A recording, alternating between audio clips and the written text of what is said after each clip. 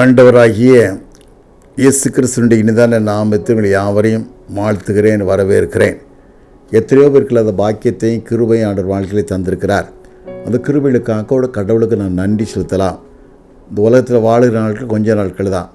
உலகத்தில் வாழும்போது கடவுளுக்கு பிரியமான வாழ்க்கை வாழணும், ஆண்டவரை தேடக்கூடிய வாழ்க்கை வாழணும், ஆண்டவரை முன்வைத்து வாழக்கூடிய வாழும்போது கர்த்தர் எல்லா நிலையிலும் நம்முடைய உயர்த்து ஆஸ்வதிக்க காத்து கொண்டிருக்கிறார். அதுபோல் இந்த கொரோனா காலத்தில் எவ்வளோ சம்பவம் நடக்குது. யாருக்கு கொரோனா வரும், யார் இறப்பாங்க, யார் இருப்பாங்க சொல்ல முடியாத காலத்தில் இருக்குது. ஆனால் எந்த கொரோனா வந்தாலும் நம்ம உலகத்தில் மறிக்கும்போது நம்ம வாழ்க்கை கடவுளோடு இருக்கணுமா, நம்ம ஆவி கர்த்தர்கிட்ட போகணும். அங்கே ஒரு கொரோனாவோ ஏதோ நம்மளை ஒன்றும் செய்ய முடியாது. இது வந்து அழிஞ்சு போகிற உலகம். அதனால் இந்த உலகத்தில் இருக்கும்போது நம்பிக்கைலாம் கடவுள் மேலே இருக்கணும். ஆண்டவரை தேடக்கூடிய வாழ்க்கையாக இருக்கணும், ஆண்டவர் முன்வைத்து வாழக்கூடிய வாழ்க்கையாக இருக்கணும். அதனால தான் நீதிமொழி சாலமோன் எழுதுகிறான் 3ஆம் அதிகாரத்தை 26 வாசிக்கும்போது, கர்த்தர் நம்பிக்கையாக இருந்து உன் கால் சிக்கிக்கொள்ளாதபடி எனக்கு காப்பார் அப்படின்னு சொல்லி வேதத்தில் வாசிக்கிறோம். கர்த்தர் நம்பிக்கையாக இருந்து கால் சிக்காதபடி காப்பான்னு சொல்லி வேதத்தில் வாசிக்கிறோம். ஏன்னா நம்பிக்கையெல்லாம் கடவுளுக்குள்ளே இருக்கணும். கடவுளாக இருக்கும்போது தான் கடவுளை ஆஸ்வதிக்க, வழிநடத்த, பாதுகாக்க நல்லவராக இருக்கிறார். இந்த உலகத்தில் மனுஷன் எப்படியோ நம்பிக்கை வைக்கிறான், யார் மேலேயும் நம்பிக்கை வைக்கான், மனுஷன் மேலே நம்பிக்கை வைக்கான், பெரிய ஆட்கள் மேலே நம்பிக்கை வைக்கான். அவன் என் தகப்ப மாதிரி, அவன் தாய் மாதிரி, எனக்கு இப்படிப்பட்ட பெரிய ஆள்னு சொல்லி எந்த விதத்தில் அம்மையோ நம்பிக்கை வச்சு வாழ்ந்துக்கிட்டு இருக்காங்க. ஆனால் நான் நம்பிக்கைலாம் கடவுள் மேலே இருக்கணும். கடவுள் மேலே இருக்கும்போது தான் கடவுள் நம்மை வழிநடத்தி ஆஸ்வதிக்க முடியும்.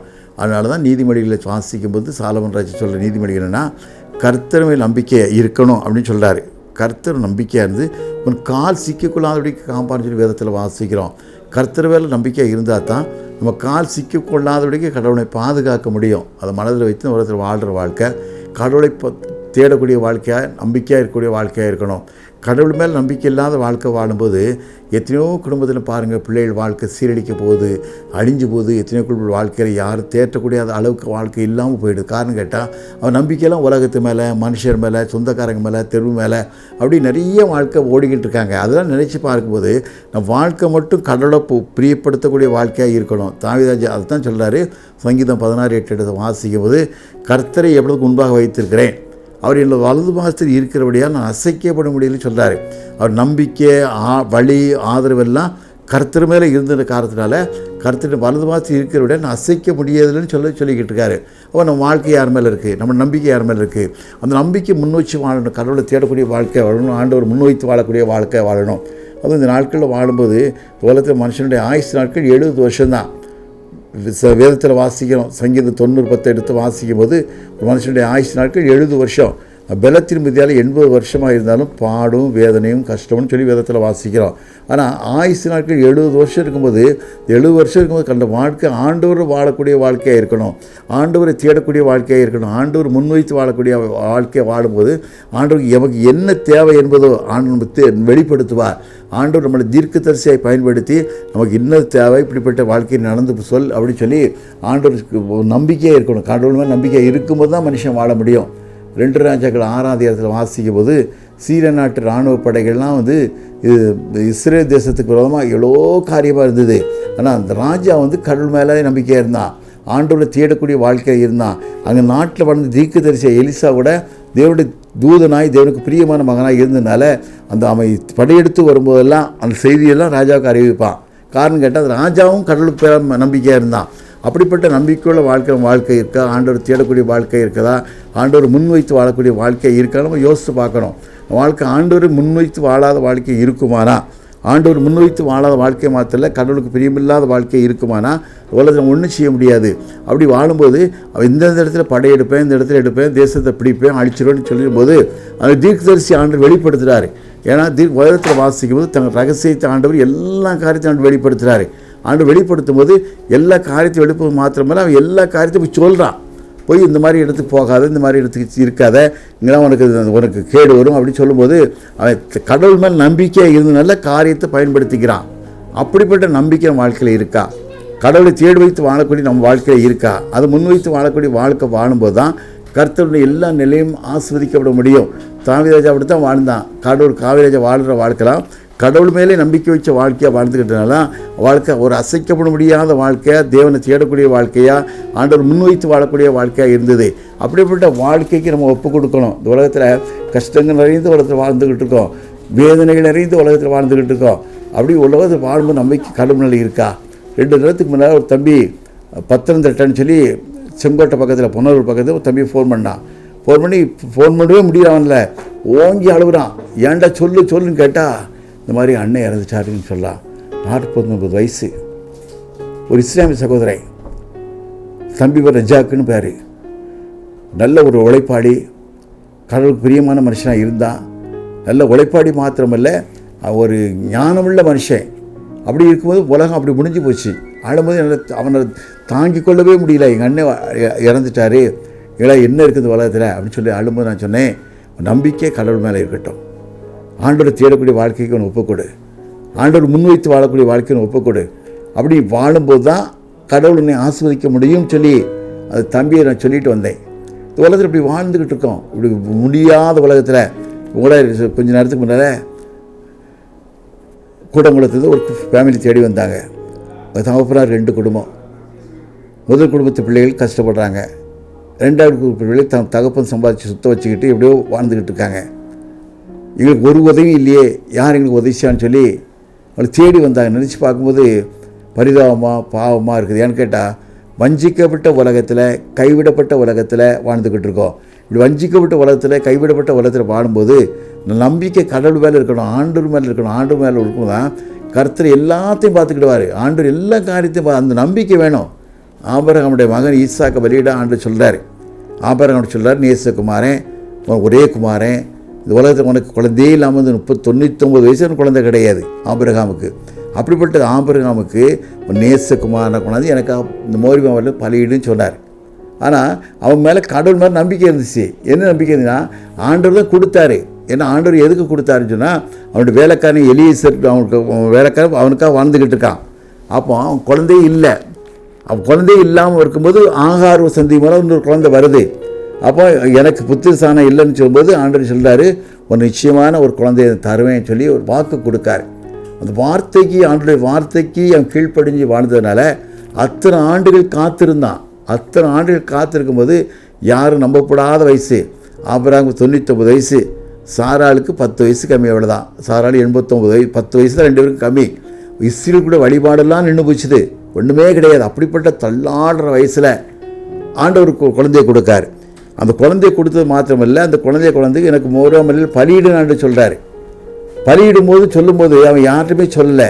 ஆனால் ஒரு நம்பிக்கைன்னு கேட்டால், நம்பிக்கை கடவுள் மேலே இருந்ததுனால ஆண்டவர் எப்போமாவது இந்த காரியத்தை நிறைவேற்றுவார், முடிப்பார். ஒரு நம்பிக்கையில் இருக்கும்போது அந்த குழந்தைய பலியிட கொண்டு போய்கிட்டு இருக்கான். 2 வேலைக்காரங்களை கூட்டுவாங்க, கழுத மேலே எல்லாம் போய்கிட்டு இருக்குது. கொஞ்சம் தூரம் போனோன்னே வேலைக்காரங்களை கூப்பிட்டு சொல்ல, நானும் பிள்ளையாண்டனும் பலியிட்டு வரோம், நீங்கள் இங்கேயே இருங்கன்னு சொல்லிட்டு வேலைக்காரன் நிறுத்திட்டு போகிறான். நிறுத்திட்டு கொஞ்சம் தூரம் போகும்போது தகப்பன்ட்ட மகன் கேட்குறான், ஈசா கேட்குறான், அப்பா அப்படி கேட்கும்போது என்ன மகனேன்னு கேட்கும்போது, கட்டை இருக்குது, நெருப்பு இருக்குது, எல்லா காரியமும் இருக்குது. ஆனால் பலியிட கிடாய்ங்கன்னு கேட்கான். அவன் கடவுள் மேல் நம்பிக்கை இருந்ததுனால அவன் என்ன சொல்கிறான், தேவனுடைய பருவத்தில் பார்த்து கொள்ளப்படும் சொல்கிறான். தேவனுடைய பருவத்தில் பார்த்து கொள்ளப்படும் சொல்கிறான். அதே காரணம், அப்படி கொடுத்ததுனால நம்பிக்கை இருந்ததுனால ஆண்டவர் இந்த காரியத்தை பார்த்து கொண்டார். அதே போல் வாழ்க்கை என்றைக்குமே கடவுள் மேலே, கடவுளை அட்டாச்சாக இருக்கணும், கடவுளோட இணைஞ்ச வாழ்க்கையாக இருக்கணும், கடவுள் முன்வைத்து வாழக்கூடிய வாழ்க்கையாக இருக்கணும். அப்படி வாழும்போது தான் கடவுள் உலகத்தில் நம்ம உங்களுக்கு ஆஸ்வதிக்கப்பட முடியும். உலகம் ஒன்றும் கொண்டு வந்ததில்லை. உலகத்தோடு கடந்து போது எந்த மனுஷனும் எதையும் எடுத்து செல்ல முடியாது. இதை மனதில் வைத்து, ஆண்டவரே இந்த உலகத்தில் வாழ்கிற வாழ்க்கை உங்கள் பிரியமான வாழ்க்கையை வாழ கிருபை தாங்கய்யா, உண்மையே சார்ந்து வாழ கிருபை தாங்கய்யா, உமக்கென்று வாழ கிருபை தாங்கன்னு சொல்லி ஒன்று ஒப்பு கொடுத்து வாழ்வேன்னா கர்த்தர் நம்பிக்கையாக இருந்து கால் சிக்கக்கூடாதபடி காப்பார். சிலர் எதையுமே நினைக்கிறதில்லை, கடவுளை தேடுறதில்லை, கடவுளை முன் வச்சு வாடுறதில்லை, தன் இஷ்டப்படி செய்கிறது, தான் அறிவாளி, நான் ஞானவான், உலகத்தை எனக்கு யார் இடம் அப்படின்னு சொல்லி போயிட்டு சில சிக்கல் நிறைய மாட்டிக்கிடுவாங்க. ஆனால் தாவீது ராஜா போல் எதை செய்யலாமா செய்யக்கூடாது ஆண்டவர் தெரியுமில்ல. ஆண்டவர் சகலத்தின் நன்மையாக முடிக்கக்கூடியவரில்ல. அப்போ அதனால் ஆண்டோட கேட்பான், ஆண்டவர் இதை செய்யட்டுமா, இது உங்களுக்கு சித்தமா, இவங்க செய்ய முடியுமா அப்படின்னு ஆண்டவர் கேட்கும்போது, ஆண்டவர் இது இப்போ அப்படி செய், இப்படி செய், உனக்கு எல்லா காரியம் செய்ய ஆண்டவர் கற்றுக் கொடுப்பார். அப்படிப்பட்ட வாழ்க்கைக்கு நம்ம ஒப்பு கொடுக்கணும். நிறைய பேர் வாழ்க்கை தான் ரொம்ப கஷ்டம், வேதனை. ஆனால் கடவுளுடைய வார்த்தைக்கு எவ்வளோ தான் கஷ்டப்பட்டால் கூட சரி, எவ்வளோ தான் பாடுபட்டாலும் சரி, அநேகர் ஆண்டோடைய வார்த்தைக்கு கீழ்ப்படியதில்லை. ஊழியக்காரங்க இருக்காங்க, ஊழியக்காரங்களுக்கு தேவனுடைய பிள்ளைன்னு சொல்கிறாங்க, வேதத்தை வாசிக்கணும்னு சொல்கிறாங்க, ஆண்டோடைய வார்த்தைக்கு கீழ்ப்படிஞ்சு நடக்கும்னு சொல்கிறாங்க. ஆனால் நடக்கும்னு சொல்லக்கூடிய கூட ஆண்டோடைய வார்த்தைக்கு கீழ்ப்படியதில்லை, கடவுளால் வைக்கிறதில்லை. சில பேர் பாருங்கள், எவ்வளோதான் கிறிஸ்தவனாக இருக்கட்டும், எவ்வளோ விசுவாசமுள்ளவனாக இருக்கட்டும், கடவுளும் நம்பிக்கை இல்லை. கடவுள் மேலே நம்பிக்கை, உலகத்து மேலேயே நம்பிக்கை. யாராவது பெரிய ஆள்கிட்ட போய் கேட்பாங்க, எனக்கு இதை செய்யட்டுமா? ஆனால் கடவுள் உங்களை உருவாக்கின கடவுள், தாயின் கற்பத்தில் தெரிந்து கொண்ட கடவுள், இஸ்ரியான தன் கற்பத்தின் பாலனை மறப்பாளோ அவள் மறந்தாலும் நான் உன்னை மறக்க மாட்டேன், உன்னை என் உள்ளங்கையில் வரைஞ்சி சொன்ன ஆண்டவர் இருக்கும்போது ஆண்டோட கேட்கறதில்லை, ஆண்ட வார்த்தைக்கு கீழ்ப்படியதில்லை. தன்னால் முடியும், எல்லாரும் எனக்கு செய்ய முடியும், எனக்கு நிகர் யார் அப்படின்னு மனுஷன் நினைக்க போய் தான் இன்றைக்கி மனுஷன் அழிஞ்சு போகிறான். அப்படிப்பட்ட வாழ்க்கையை நம்ம ஒப்புக் கொடுக்கக்கூடாது. கடவுள் பிரியமில்லாத வாழ்க்கை வாழவே கூடாது. ஆண்டவரை தேடக்கூடிய வாழ்க்கை. ஆண்டு உலகமே கைவிட்டாலும் நம் தேவன் நம்முடைய ஒரு நாள் கைவிட மாட்டார். அந்த நம்பிக்கை வேணும். எனக்கெல்லாம் அந்த நம்பிக்கை. மனுஷன் கைவிட்டுருவான். நான் சில சுவாசமுள்ள மனுஷன் என்ன பிறகு எம்மாத்திரம் சொல்லி வேதத்தில் வாசிக்கிறோம். உலகமே கைவிட்டாலும் ஆண்டவர் ஒரு நாள் நம்மை கைவிட மாட்டார். உன்னை நேசிக்கிற தெய்வம், நான் விசுவாசிக்கிறவர் இன்னார் என்று அறிவேன்னு சொல்லி பேதுரு சொல்கிறாரு. அந்த வார்த்தைக்கு நம்ம ஒப்பு கொடுத்து கடவுள் பிரியமான வாழ்க்கை, ஆண்டவரை தேடக்கூடிய வாழ்க்கை, ஆண்டவர் முன்வைத்து வாழக்கூடிய வாழ்க்கைக்கு நம்மளை ஒப்பு கொடுக்கும்போது தான் கடவுள் எல்லா நிலையும் உயர்த்த நல்லவராயிருக்க இன்னும் உயர்த்தி கொண்டு இருக்கிறார். அப்படிப்பட்ட வாழ்க்கைக்கு நம்மளை ஒப்பு கொடுக்கணும். இந்த உலகத்தில் வாழ்நாள் கொஞ்ச நாட்கள் தானே, அந்த கொஞ்ச நாட்கள் அந்த மகிமையுள்ள நாட்களாக வாழணும். என்றைக்கு நான் பரதேசான வாழ்க்கைக்கு போய் சேரணும். ஏன்னா இந்த உலகம் அழிந்து போகிற உலகம். இதில் வேதனைகள் உண்டு, கஷ்டங்கள் உண்டு. எப்படி கஷ்டங்கள் இருந்தாலும் வேதனைகள் இருந்தாலும் என் வாழ்க்கை ஆண்டவரை பிரிய கொடுத்த வாழ்க்கையாக இருக்கிறதா, ஆண்டவரை தேடக்கூடிய வாழ்க்கையாக இருக்கிறதா, ஆண்டவரை முன்வைத்து வாழக்கூடிய வாழ்க்கையாக இருக்குதான்னு சொல்லி யோசிச்சுக்கிட்டே வாழணும். அப்படி வாழும்போது தான் ஆண்டவர் எல்லா நிலையிலும் யாக்கோபு அப்படித்தான் வாழ்ந்தான். யாக்கோபு ஒரு தனிப்பட்ட மனிதனாக வாழ்ந்தான், ஒன்றுமே இல்லாமல் வாழ்ந்தான், எத்தனை இருந்தான், ஏமாற்றக்கூடிய மனுஷனாக இருந்தான், தகப்பனை ஏமாற்றினான், நான் உடன் பிறந்தவனை ஏமாற்றினான், எத்தனையோ காரங்களை ஏமாற்றினானா. ஆண்டவர் அறிந்த பிறகு கடவுள் சாட்சியாக வாழ்ந்தான்ல, கடவுள் சாட்சியாக வாழ்ந்தது மாத்திரமல்ல, கடவுளுக்கு உண்மையுள்ள வாழ்க்கை வாழணும்னு சொல்லி ஆசைப்பட்டான்ல. ஆசைப்பட்டு ஆண்டவரே நான் உமக்கு வாழத்தக்கதான கிருபை நீங்கள் தாங்க சொல்லி தேவசமத்தை ஒப்பு கொடுத்து வாழும்போது தான் கர்த்தர் எல்லா நிலையுமே ஆஸ்வதித்து வழிநடத்தி காத்துக்கொள்ள நல்லவராக இருக்கிறார். இன்றைக்கி அநேக பேர் மறந்துடுறாங்க. இந்த உலகத்தில் எப்படியோ வாழ்ந்தோம். ஆண்டவர் நமக்கு நம்ம ஜீவனை கொடுக்குறாரே, தன்னுடைய ஜீவனை கொடுத்தாரே. ஜீவனை கொடுத்தது மாத்திரமில்லை, எத்தனையோ கஷ்டங்களெல்லாம் ஆண்டவரை ஏற்றுக்கிட்டார்ல, அப்படி சிலுவைக்கு தன்னை ஒப்பு கொடுத்தார்ல. இன்றைக்கி அநேக பேர் அந்த கஷ்டமான வாழ்க்கையை எடுத்துக்கிறது இல்லை. ஆண்டவர் எனக்கு இல்லாமல் எனக்காக அந்த சிலுவையில் ஒப்பு கொடுத்தாரே, அவர் இத்தனை பாடலை ஒப்பு கொடுத்தாரே, ஆண்டவர் மேலே நம்பிக்கை ஏன் வாழ முடியாது? அந்த ஆண்டவருக்கு ஏன் நம்பிக்கை இருக்க முடியாது? அதைத்தான் உலகத்தில் நினைக்கிறோம். ஆண்டவரே, இந்த வாழ்கிற காலங்கள் உமக்கு உண்மையான வாழ்க்கையை வாழ கிருபை தாங்கய்யா. ஏதோ கொஞ்ச காலம் நான் வாழக்கூடிய கிருபை தந்திருக்கீங்க, இந்த கொஞ்ச காலமும் உமக்கு உண்மையான வாழ்க்கை வாழுங்க என ஒப்பு கொடுத்து வாழ்ந்துன்னு சொன்னால் பாடுகள் வரும், கஷ்டங்கள் வரும், எத்தனையோ விதமான கண்ணீர் பள்ளத்தாக்கு வரும். அந்த பள்ளத்தாக்கு மத்தியிலும் உன் வாழ்க்கையை முன்வைச்சு கடவுளுக்குன்னா கர்த்தருடைய வசனம் காலுக்கு தீபம் பாதைக்கு வெளிச்சமாக சொல்லி சங்கீதக்காரர் சொல்கிறார். அப்படிப்பட்ட வாழ்க்கைக்கு நம்ம ஒப்பு கொடுக்கணும். கர்த்தருடைய வார்த்தைக்கு நம்ம ஒப்பு கொடுக்கணும். அவனுடைய வார்த்தைக்கு ஒப்பு கொடுத்து நீ வாழும்போது தான் நம்பிக்கையெல்லாம் ஆண்டவர் மேலே உனக்கு இருந்து ஒரு சாட்சியுள்ள வாழ்க்கையாண்டு தருவார். அப்படிப்பட்ட சாட்சியுள்ள வாழ்க்கையை நம்ம ஒப்பு கொடுக்கணும். இன்றைக்கி அநேகர் உள்ளத்தில் பாருங்கள், ஐயோ கைவிடப்பட்டனே, என் புருஷனை கைவிட்டுட்டாரு.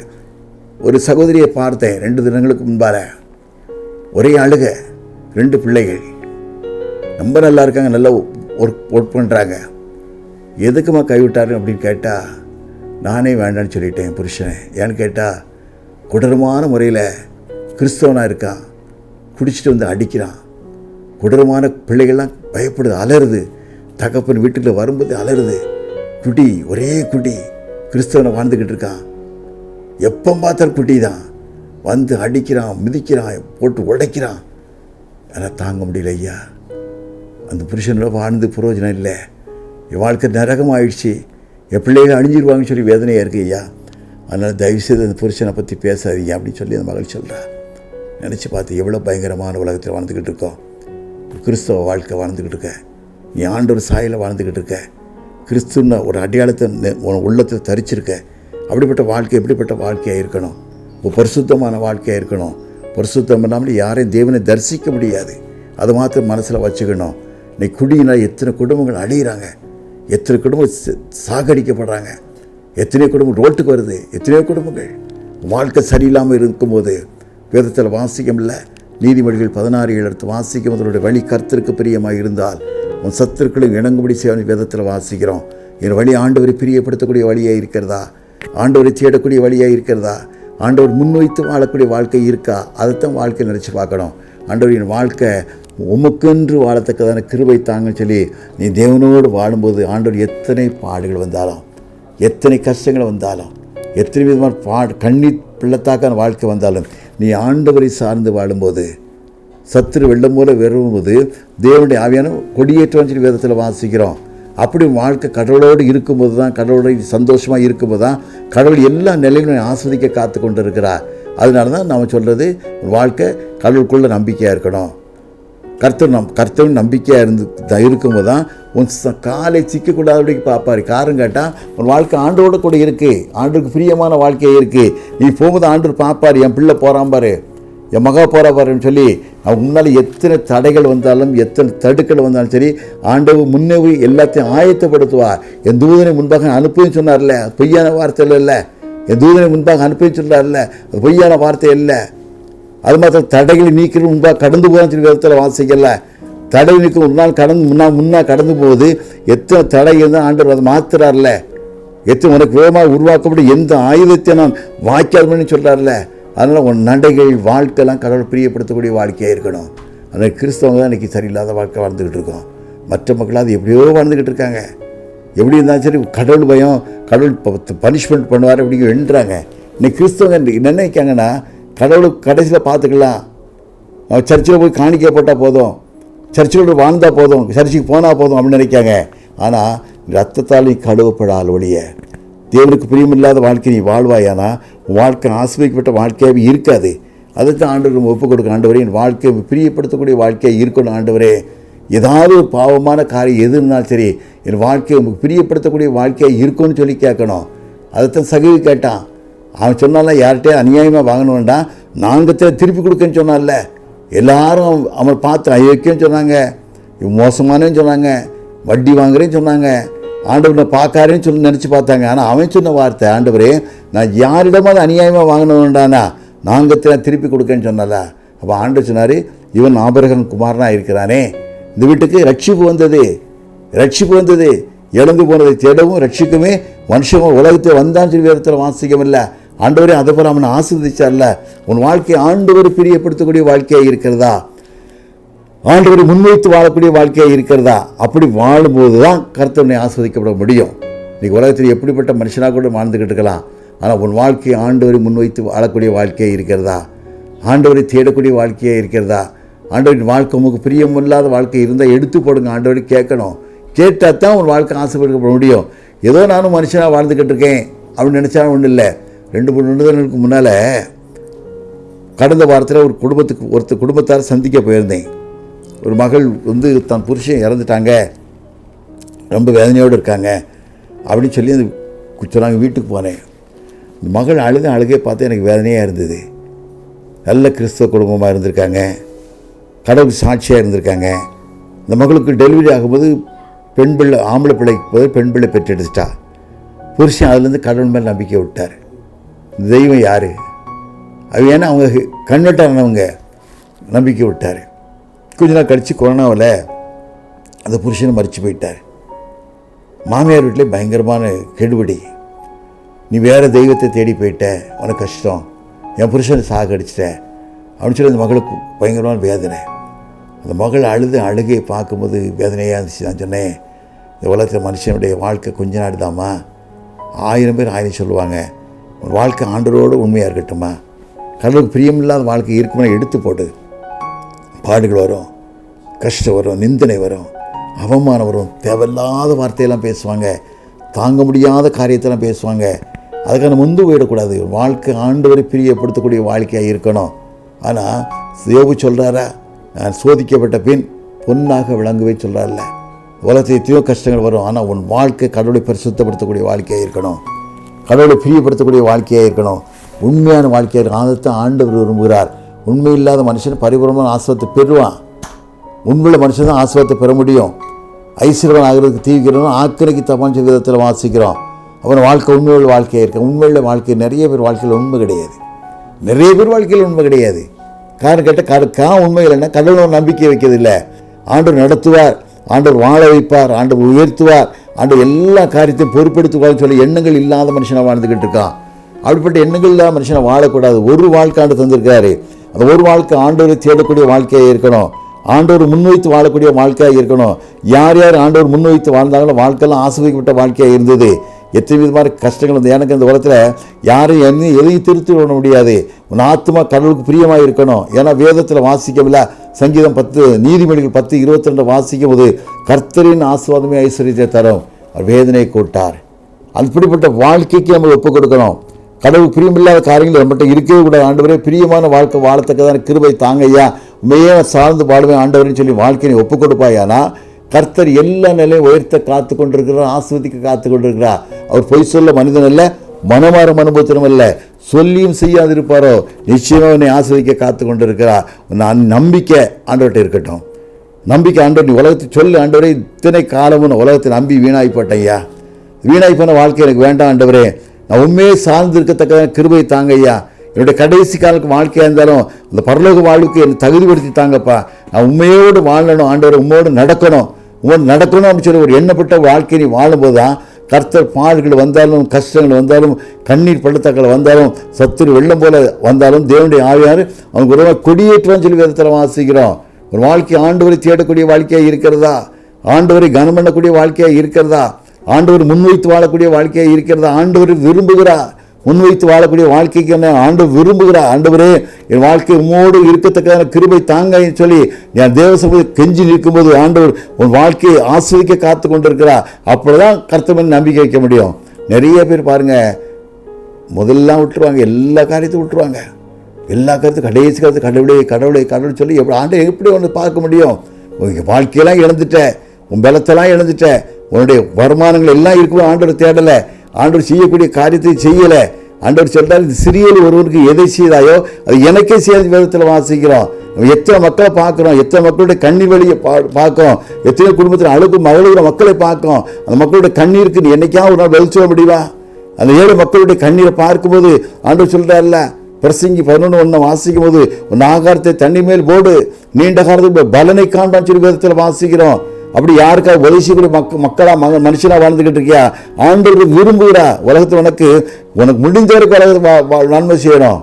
முடிஞ்ச வரைக்கும் ஆண்டவர் என்ன உனக்கு கிருபை தந்திருக்காரோ அந்த கிருபை உள்ள காலத்தில் ஆண்டவரை கனப்படுத்தக்கூடிய மகனாய் வாழணும், ஆண்டவரை கனம் பண்ணக்கூடிய மகனாய் வாழணும்.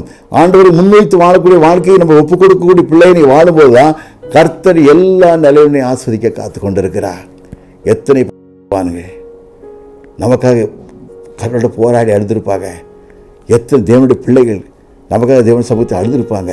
அதை மனதில் வைத்து ஆண்டவரே இந்த வாழ்க்கை உங்களுக்கு பிரியமில்லாத வாழ்க்கையாக இருக்குமெனா எடுத்துப்படுங்கப்பா, என் வாழ்க்கை உண்மையில் நம்பிக்கை இருக்கத்துக்கு வாழ்க்கையாக இருக்கும் ஐயா. இன்றைக்கி ஆண்டு எத்தனையோ குடும்பங்களை பாருங்கள், அழிவுகள், பிள்ளைகள் வாழ்க்கை சீரில்லை, மகன் வாழ்க்கையில் சீரில்லை. 2 நாளைக்கு முன்னால் ஒரு கணவன் மனைவியை பார்க்க வந்தாங்க. அவரோட தாயார் கூட்டு வந்தா. ஒரே பிரச்சனை, 1.5 வருஷம் கூட ஆகலை கல்யாணம் பண்ணி, குழந்தை இல்லை. 1.5 வருஷம் 2 வருஷத்துக்கு கல்யாணம், குழந்தை இல்லை. ஆனால் ஒரே சண்டை. அந்த மகனை கூப்பிட்டு கேட்டேன், தண்ணி அடிப்பேன்னு கேட்டேன், எப்போமா சாப்பிடுவேன்னு கேட்டான், எப்போமா சாப்பிடுவேன்னு கேட்டான். ஏன் சொன்ன யார் சாப்பிட சொன்னான்னு கேட்டேன். ஏதோ போராட்டம் தான் குடிச்சிருவேன். ஏன் போராட்டம்? மனைவிக்கு எனக்கு சண்டை, யார் பார்த்து திருமணம்னே நானே தேர்வு செய்துட்டேன்னா. சரி பாருங்கள், நமக்கு அவங்க நினச்சிடுவாங்க நமக்கு பெண்ணை பார்த்துட்டோம், இந்த பெண் நம்மளை காப்பாற்றுவா, இந்த பெண் நம்மோடு இருப்பா அப்படின்னு சொல்லி யோசனை இல்லாமல் சிலர் முடிவு கட்டிடுறது. பார்த்தா ஒரே போராட்டம். இவன் அடிக்க, இவன் அவன் அடிக்க, பயங்கர போராட்டமாகி ரோட்டில் போட்டு சண்டை போட்டு போலீஸ் ஸ்டேஷனுக்கு போய் எவ்வளோ கேவலம், எவ்வளோ அசிங்கம். அதனால் காரணம் கேட்ட உலகத்து மேலே நம்பிக்கை. பிசாசு இப்படி கெடுத்துடுறான். பிசாசு என்னுடைய கண்களை கெடுத்து நாசமாக்கிடுறான். அப்படிப்பட்ட வாழ்க்கையை நம்ம ஒப்புக் கொடுக்கக்கூடாது. ஆண்டவரோட நம்பிக்கை இருக்கணும், ஆண்டவருக்கு பிரியமான வாழ்க்கை இருக்கணும். ஆண்டவரே என் வாழ்க்கையை பிரியப்படுத்தக்கூடிய வாழ்க்கையை இருக்க கிருபை தாங்கன்னு சொல்லி தேவ சமூகத்தை அழுது கெஞ்சி மன்றாடணும். சிலர் இன்னைக்கு அந்த தாய், இந்த மகனோட பெற்ற தாய் வந்து அழுதா. கரெக்டாக புருஷன் இறந்து போயிட்டான். அவளுக்கு யாருமே துணை இல்லை. அவன் சொன்ன, என் மகன் என்னுடைய வார்த்தையை கேட்கறது இல்லையா அப்படின்னு சொன்னான். எதுக்குன்னு கேட்டேன். என் வார்த்தையே கேட்கறது இல்லை. ஆனால் இவள் ஆண்டவர் அறியாத மகளாக இருந்தா, இப்போ ஆண்டவர் அறிஞ்சிக்கிட்டா. நான் சொன்ன ஒரே ஒரு வார்த்தைங்க, நீ ஆண்டவர் சமூகத்தை கண்ணீர் விட்டு அழுது. தேவசம் கண்ணீர் விட்டு அழும்போது ஆண்டவன் கண்ணீரை பார்ப்பா. ஆகாரின் கண்ணீரை பார்த்து தெய்வம் உன் கண்ணீரை இன்றைக்கி பார்த்துக்கிட்டு இருக்கா. நிறைய பேர் பார்ப்பாங்க, அழுவிட்டே இருப்பாங்க. யார் எனக்கு ஆதரவு, யார் எனக்கு உதவி சொல்லி அழுதுகிட்டு இருப்பாங்க. ஆனால் ஆண்டவர் கண்ணீர் பார்க்கிறார். இஸ்ரவேலை காக்கிறவர் உறங்குவதை தூங்குறதும் இல்லை. கர்த்தர்னு சொல்கிறாரு, உலகத்தில் பாடுகள் வரும், கஷ்டம் வரும், வேதனை வரும். எத்தனை பாடுகள் வந்தாலும் எத்தனை கஷ்டம் வந்தாலும் வாழ்க்கை ஆண்டவரோடு கூட இருக்கும்போது, தேவனுக்கு பிரியமான வாழ்க்கையை வாழும்போது, ஆண்டவர் வாழ்க்கை வாழும்போது எவ்வளோ கஷ்டம் வந்து ஆண்டவர் கண்ணீரை மாற்றி தருவார். கண்ணீரை மாற்றி தருவது மாத்திரமல்ல, நிரந்தரமான ஒரு சந்தோஷத்தை வாழ்க்கையை தருவார். உலகம் தரக்கூடாத சந்தோஷத்தை, சமாதானத்தை நான் உனக்கு தருவேன்னு சொல்கிறாரு. உலகத்தில் போராட்டம் உண்டு, வேதனைகள் உண்டு, எவ்வளவோ கஷ்டங்கள் இருந்தாலும் நான் உங்களை தெரிந்து கொண்ட காரணத்தினால உன் நம்பிக்கை என் மேலே இருக்கட்டும். ஆண்டவர் நம்பிக்கை வைக்க மக்களாக வாழ்கிறோமா? ஆண்டவரை தேடக்கூடிய மக்களாக வாழ்கிறோமா? ஆண்டவரை முன்வைத்து வாழக்கூடிய மக்களாக வாழ்கிறோமா? ஆண்டவரின் வாழ்க்கை மோடு இருக்கத்தக்கதான கிருபை தாங்கன்னு சொல்லி கேட்டு வாழக்கூடிய மக்களாக வாழ்கிறோமா? பணம் யாரையும் காப்பாற்றாது, பதவி யாரையும் காப்பாற்றாது, படிப்பு யாரையும் காப்பாற்றாது, உன் அழகு காப்பாற்றாது, உன் அந்தஸ்து காப்பாற்றாது, உன் அறிவுனை காப்பாற்றாது. ஆண்டோடைய அன்பு மாத்திரம்தான் அவனை காப்பாற்ற முடியும். ஆண்டவரே, சாலமன் கேட்டான்ல, எவ்வளோ பெரிய ராஜா, தாவீது ராஜா இறந்து போயிட்டான், சாலமன் ராஜாத்துக்கு உட்கார்ந்துருக்கான். அவன் ஆண்டவர் கேட்காரு, உனக்கு என்ன வேணும் அப்படின்னு கேட்காரு. என்ன காரியம் வேணும் கேட்குனா, ஆண்டவர் வந்து தாவீது மேலே பிரிய வச்சுருந்தார். தாசனாகி தாவீதுன்னு சொல்லி ஆண்டவர் கூப்பிட்டாரு. அப்படிப்பட்ட தாவீதுக்கு அடைக்கலமாக இருக்குன்னு சொல்லி தமகனுக்கு ஏதாவது உதவின்னு ஆண்டவர் கேட்டார். அவள் தாவீது சொல்லியிருக்கலாம்ல, ஆண்டவரே எனக்கு ராஜா, எங்கள் அப்பா எல்லாத்தையும் வச்சுட்டு போயிருக்காரு, எனக்கு ஒன்றும் தேவையில்லை, நான் பார்த்துக்கணும்னு சொல்லிக்கலாம்ல. அவன் என்ன சொன்னான்? தன்னை தாழ்த்தி ஒப்பு கொடுத்தான். எப்படி ஒப்பு கொடுத்தான்? ஆண்டவரே, இவ்வளோ ஏராளமான ஜனங்களை ஆளுதுக்கு எனக்கு ஏற்ற ஞானம் வேண்டாப்பா, இவ்வளோ ஏராளமான ஜனங்களை ஆளக்கூடிய ஞானத்தை எனக்கு தாங்க அப்படின்னு ஆண்டவர் கேட்டான். ஆண்டு கேட்கும்போது ஆண்டு சொன்னார், கேட்ட ஞானத்துக்கு ஆண்டு கொடுத்த விடுதலை பாருங்கள், அவ்வளோ பெரிய ஒரு ஆண்டவர் விடுதலை கொடுத்தார். அதே போல் இன்றைக்கு வாழ்க்கையை ஆண்டவர் ஆஸ்வதிக்க காத்து கொண்டு இருக்கிறார். வாழ்க்கையை ஆஸ்வதி மாத்திரமல்ல, போராட்டமான காலத்தில் வாழ்ந்து கொண்டிருக்கும்போது உன் போராட்டத்தை பார்க்கக்கூடிய தெய்வம், உன் கண்ணீரை காணக்கூடிய தெய்வம் இன்றைக்கு ஆண்டவர் வாழ்க்கையை உன்னோடு உறங்கி கொண்டிருக்கு, உன்னோடு உறவாடி கொண்டிருக்கிறா. ஆண்டவர் என்ன கேட்காரு? உன் இருதயத்தை எனக்கு தா, உன் இருதயத்தை எனக்கு தா, உனக்கு ஏற்ற ஞானத்தை தருவேன் ஆண்டு சொல்லுகிறா. அப்படிப்பட்ட மக்களாக வாழ்கிறோமா? ஆண்டவர் தேடக்கூடிய மக்களாக வாழ்கிறோமா? ஆண்டவரே, என் வாழ்க்கையை பிரியப்படுத்தக்கூடிய வாழ்க்கையை இருக்கத்தக்கதான கிருபை தாங்கன்னு சொல்லி ஆண்டு கேட்கலாமா? கேட்குறது மாத்திரமல்ல, ஆண்டவரே, என் வாழ்க்கை உலகத்தையே ஒட்டி ஓடிட்டேன், உலகத்தை மக்களை சார்ந்து ஓடி போயிட்டேன், எனக்கு அப்படிப்பட்ட வாழ்க்கை வேண்டாம், என் வாழ்க்கை உம்மோடு இருக்க கிருபை தாங்க ஐயா, உண்மையை சார்ந்திருக்க கிருபை தாங்க, என் நம்பிக்கை எல்லாமே உம்மோடு இருக்கத்தக்கான கிருபை தாங்க ஐயா. உலகத்தில் அணிந்து ஊற உலகத்தில் வாழ்ந்துக்கிட்டு இருக்கோம். உலகம் யாருக்கும் மனுஷன் ஆஸ்வதிக்கப்பட முடியாது, எந்த பணமும் காப்பாற்ற முடியாது, எந்த சொத்துவனை காப்பாற்ற முடியாது, ஆண்டவருடைய அன்பு மாத்திரம் காப்பாற்ற முடியும். அந்த நம்பிக்கையில் ஆண்டவரை என்னை ஒப்பு கொடுக்க கிருபை தாங்கன்னு கேட்கலாமா? ஆண்டவர் கண்ணி விட்டு கேட்கலாம். ஆண்டவர் இன்றைக்கு உன்னை ஆஸ்வதிக்க காத்து கொண்டிருக்கிறா. பேரை பெருமைப்படுத்துன்னு சொல்லி ஆபிரகாமுக்கு சொன்ன தெய்வம் பொய் சொல்ல மனிதன் அல்ல, மனமாறும் மனுபுத்திரம் அல்ல, சொல்லியும் செய்யாதிருப்பாரோன்னு சொல்லி விதத்தில் வாசிக்கிறோம். ஆண்டவர் சொன்னதை நிறைவேற்றக்கூடிய நல்ல தெய்வமாக இருக்கிறார். அப்படிப்பட்ட ஆண்டவரை பற்றிக்கொள்ள, ஆண்டவரே, என் வாழ்க்கையை உமக்கொண்டு ஒப்பு கொடுக்க கிருபை தாங்க ஐயா, என் நம்பிக்கையை உண்மையில வைத்து வாழ கிருபை தாங்க ஐயா. அழிந்து போகிற உலகத்தில், நிலையில்லாத உலகத்தில் வாழும்போது நீ உண்மையாக நம்பிக்கையை வைத்து வாழத்தக்கதாக, நன்குரமாய் வைத்து வாழத்தக்கதாக கிருபை தாங்க நாடு கேட்கலாமா? ஆண்மை ஆஸ்வதிக்க காத்து கொண்டிருக்கிறா. பேரை பெருமைப்படுத்த சொன்ன ஆண்டவர் பேரை என்னைக்கு பெருமைப்படுத்த காத்து கொண்டிருக்கிறா. அது மாத்திரமல்ல, உன் கால் சிக்கிக்கொள்ளாதபடி பாதுகாப்பார். இன்றைக்கி ஆண்டவர் அதைத்தான் நம்ம விரும்பக்கூடிய காரியம். கர்த்தர் மேல் நம்பிக்கையாக இருக்கும்போது தான் உன் கால் சிக்கிக்கொள்ளாதபடி பாதுகாப்பான்னு சொல்லி விதத்தில் வாசிக்கிறோம்.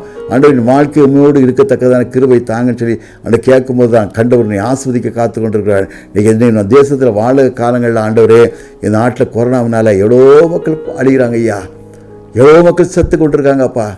தாய் இழந்த பிள்ளைகள், தகப்பன் இழந்த பிள்ளைகள், பெற்றோர் இழந்த பிள்ளைகள் ஆண்டவரை எப்படியோ வாழ்ந்துக்கிட்டு இருக்காங்க ஐயா. நீர் எங்களுக்கு பெற்றோராய் தகப்பராய் பாதுகாத்துக்கப்பா. என் நம்பிக்கை மேல் இருக்கத்தக்க கிருபை தாங்க. இந்த பொல்லாத கொரோனா தேசத்தை விட்டு ஒளிய கிருபை தாங்க ஐயா. தேசத்தில் நல்ல ஒரு முதலமைச்சர் தந்திரிக்கப்பா. அந்த மகனுக்கு ஏற்ற ஞானத்தையும் கிருபையின் வாழ்க்கையை தாங்கப்பா. இன்னும் மாட்ட அவர்களுடைய பலத்தை கட்டளையிட்டாங்க ஐயா. என்னுடைய அதிகாரிகளை பாதுகாத்துக் கொள்ளுங்கன்னு சொல்லி ஆண்டவரை கேட்கணும். கேட்கும்போது தான் ஆண்டவர் எல்லா நிலையிலும் உன்னை பாசுவது மாத்திரமல்ல, நீ ஆண்டவர் உன்னை வழிநடத்த காத்து கொண்டிருக்கிறார். அப்படிப்பட்ட கிருபைக்கு நம்ம ஒப்பு கொடுக்கணும். தேவருக்கு பிரியமில்லாத வாழ்க்கை வாழவே கூடாது, ஆண்டவரை தேடாத வாழ்க்கை வாழவே கூடாது, ஆண்டவரை பிரியப்படுத்தாத வாழ்க்கை வாழ்ந்து எத்தனை வாழ்க்கை வாழ்ந்தாலும் வேஸ்ட் அது. அதனால் உன் வாழ்க்கை ஒரு வாழ்க்கை ஆண்டு இருந்திருக்காரு. அந்த ஒரு வாழ்க்கையை ஆண்டவரை கனப்படுத்தக்கூடிய வாழ்க்கையா, ஆண்டவரை முன்வைத்தக்கூடிய வாழ்க்கையாக வாழணும். தலைகளை தாண்டி ஜோமணும், நோக்கி பார்க்கலாமா? ஆண்டவர் நம்பிக்கையுமே இருக்கத்தக்க கிருபை தாங்கன்னு கேட்கலாமா?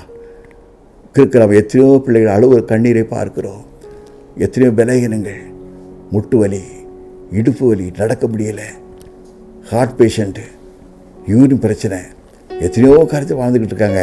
அது நம்பிக்கை யார் மேலே இருக்குது? அந்த ஆண்டு மேலே இருக்கா? ஆண்டவரே நம்பிக்கை உண்மையை வைத்து வாழ கிருபை தாங்களான்ட்டு கேட்கலாமா?